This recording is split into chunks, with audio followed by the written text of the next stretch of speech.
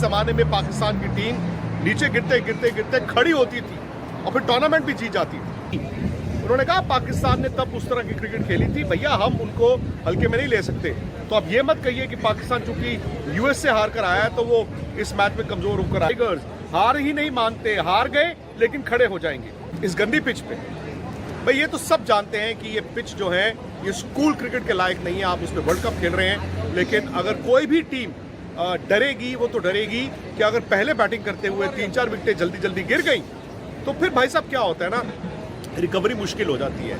और यहाँ पर आपने देखा है नसाउ काउंटी जो न्यूयॉर्क की पिच है, ये इंटरनेशनल क्वालिटी की है ही नहीं। यार मोहम्मद आमिर हैं, शाहिन शाह अफरीदी हैं, नसीम शाह हैं, हारिस रऊफ हैं, भाई ऑन रेपुटेशन तो यार ये अच्छे बॉलर ही है ना। और इस पिच पे जहाँ पर गेंद बल्लेबाजों को लग रही है, रोहित को पिछले मैच में लगी, ऋषभ पंत को लगी, रोहित को कल प्रैक्टिस में लगी, तो यहाँ पे तो आगे का गेंद भी सीधा आपके सर पे आके लग रहा है, तो बैट्समैन अंडर प्रेशर ही रहेंगे। वर्ल्ड कप 2024 पाक भारत टाकरा जो आज होने जा रहा है, इंडियन मीडिया का कहना है कि पाकिस्तान टीम खतरनाक हो सकती है। पाकिस्तान वो टीम है जो गिर कर उठती है। अगर पाकिस्तान ने पहले बॉलिंग कर ली तो इंडिया के लिए मुश्किल हो सकती है।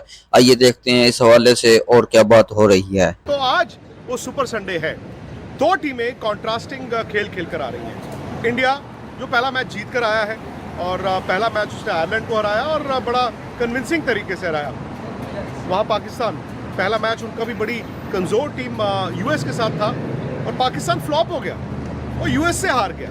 सो मच सो कि अगर पाकिस्तान इंडिया से हार जाए, जो कि अगर आप आमने सामने दोनों टीमों को रखें तो मेरे ख्याल से जिसकी ज़्यादा पॉसिबिलिटी है, तो पाकिस्तान इस वर्ल्ड कप से बाहर भी हो सकता है। मतलब Pakistan is looking down the barrel.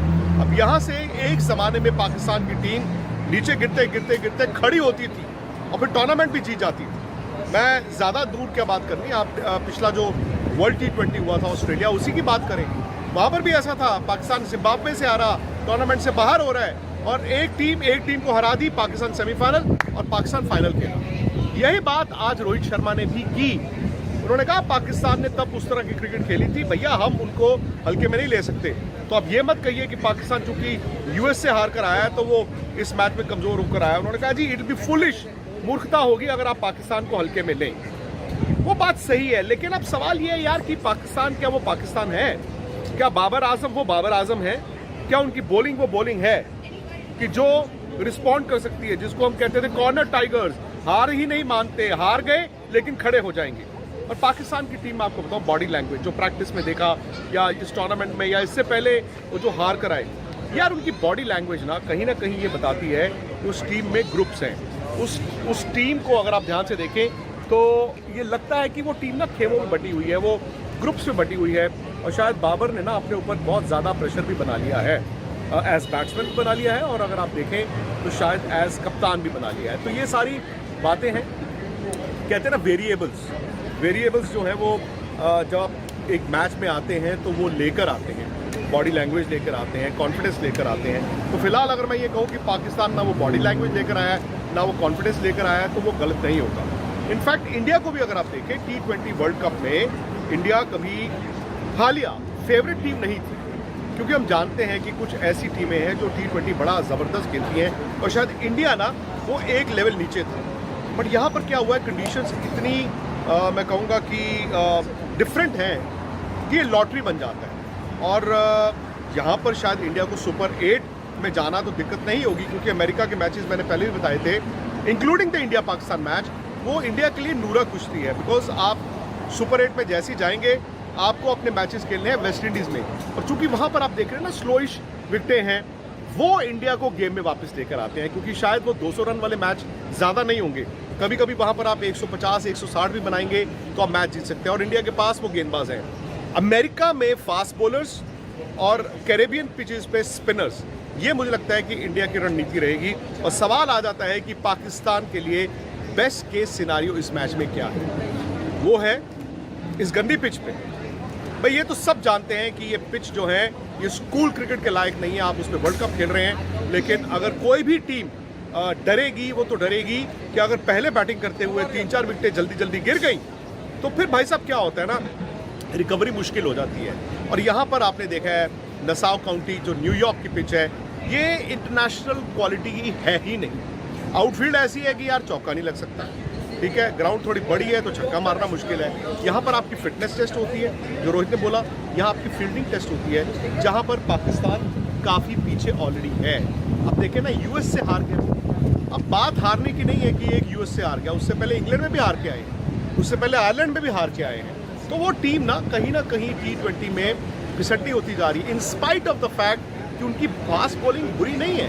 उनके पास यार मोहम्मद आमिर हैं, शाहिन अफरीदी हैं, नसीम शाह हैं, हारिस रऊफ हैं, भाई ऑन रेपुटेशन तो यार ये अच्छे बॉलर ही हैं ना। और इस पिच पे जहाँ पर गेंद बल्लेबाजों को लग रही है, रोहित को पिछले मैच में लगी, ऋषभ पंत को लगी, रोहित को कल प्रैक्टिस में लगी, तो यहाँ पे तो आगे का गेंद भी सीधा आपके सर पे आके लग रहा है, तो बैट्समैन अंडर प्रेशर ही रहेंगे। तो इसीलिए ना इस मैच में टॉस बड़ा इंपॉर्टेंट है। अगर आप इंडिया है तो आप टॉस जीत के पहले गेंद करना चाहेंगे, पाकिस्तान भी यही करना चाहेगा, बिकॉज कोई नहीं चाहेगा कि 10:30 बजे लोकल टाइम जब मैच शुरू हो तो वो अर्ली मॉर्निंग मॉइस्चर या विकेट का बिहेवियर आपको पता ही ना हो कि भाई सूरज किस करवट। अब देखिए, जैसे मैं हूँ न्यूयॉर्क में, अब कभी मैं ये सूरज मेरे फेस पे आ रहा है और अचानक से देखिए उसके बाद ये पेड़ जो है वो आधा सूरज को ढक रहा है, तो ये पिच भी कुछ इसी तरह की है। आपको पता ही नहीं चल रहा कि भाई साहब कौन सी पिच आपको क्या मिलेगी। कह रहे हैं कि जो मैच आज खेला गया, मतलब कल खेला गया, साउथ अफ्रीका वर्सेस नेदरलैंड्स, उसी पिच पे मैच होगा। बॉल तो फ्लाई कर रहा था। सो इसीलिए मुझे लगता है कि इंडिया के पास चूंकि solid batsman, technically correct batsman, मतलब रोहित हो, विराट हो, उसके बाद हो, वो ना इंडिया को एज देगा। फास्ट बॉलिंग इंडिया के पास भी है, पाकिस्तान के पास भी है, और स्पिनर्स शायद इंडिया के पास बेहतर है, बट इंडिया की बेहतर बैटिंग।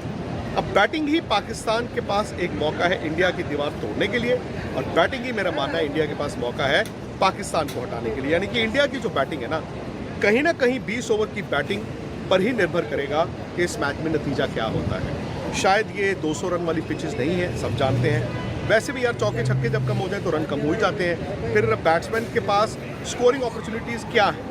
आप यहाँ पे कवर ड्राइव मार के चौका नहीं मार सकते। आप छक्के जो मार रहे हो वो छोटी बॉल को हुक और पुल मार रहे हो, लेकिन साइड की बाउंड्री भी बड़ी है, तो फास्ट बॉलर आपको ट्रैप भी कर सकते हैं। इंडिया को एडवांटेज है कि वो इस शहर में, न्यूयॉर्क में कई दिन से है, एक प्रैक्टिस मैच खेला, आपने एक पूरा मैच खेला। अब पाकिस्तान की टीम ने मेन ग्राउंड में अभी तक प्रैक्टिस भी नहीं की, मैच तो छोड़ दीजिए। सो दे कम इनटू दैट गेम उस मैदान पर खेले बिना, और यूएस से हार के आए हैं और दबाव उन पर है टूर्नामेंट से बाहर होने का।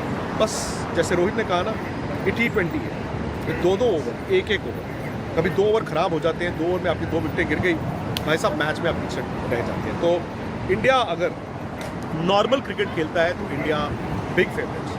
मैं ये नहीं कहता हूँ कि India have to punch above their weight, क्योंकि आप बहुत अच्छा खेलें, सिर्फ अच्छा खेल के भी इंडिया को इस मैच को जीतना चाहिए।